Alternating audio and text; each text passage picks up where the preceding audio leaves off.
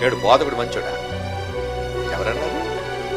మీరెంతటి వారో బోధకుడు అంతటి వాడే, అడు మనిషే. కానీ ప్రసంగం చేయడానికి వచ్చేసరికి ఏం చేస్తాడు? ఒక మంచి చెప్పు. పరలోకానికి వెళ్ళడానికి మీరు ఏం చేయలేరు, మంచి చెప్పండి. ఒక నిలబడ్డాడు అనుకోండి, 24 గంటల పాపాల కోసం ప్రసంగం చేస్తాడు. అయ్యో నువ్వు పాపివి, అయ్యో నువ్వు వ్యభిచారివి, అయ్యో నువ్వు దోషివి, అయ్యో నువ్వు దొంగవి. మరి నువ్వెవడరా?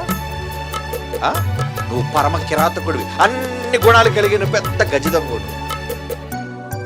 ప్రసంగంలో మాత్రం చెప్తావు, అదిగో నువ్వు తప్పు చేస్తున్నావు, అదిగో నువ్వు నేరం చేస్తున్నావు. దేవుడు చూసుకుంటాడు, ఎవడు తప్పు చేస్తే నీకేంటి? ముందడు బాగుపడ్డానికి ఏం చేయాలి నువ్వు చెప్పు. అంటే వీడు ఆక్రోషం, వీడు బాధ వెళగెక్కెత్తుంటారండి. స్త్రీల సమాజంలో కూడా ఈ మధ్య నేను విన్నాను, ఆడవాళ్ళు కూడా ప్రసంగం ఎలా చేస్తారంటే, వీడి మీద ఎవరికైనా ఆడవాళ్ళు కోపం ఉందనుకోండి, ఇంకా ప్రసంగం అంతా ఆడవాళ్ళ మీద ప్రసంగం, రెఫరెన్స్ రెండు ఎత్తుకుంటారు, ఎక్కడెక్కడ తిట్టాలి. సిగ్గు ఉండాలి. ప్రసంగాలు చేయకండి.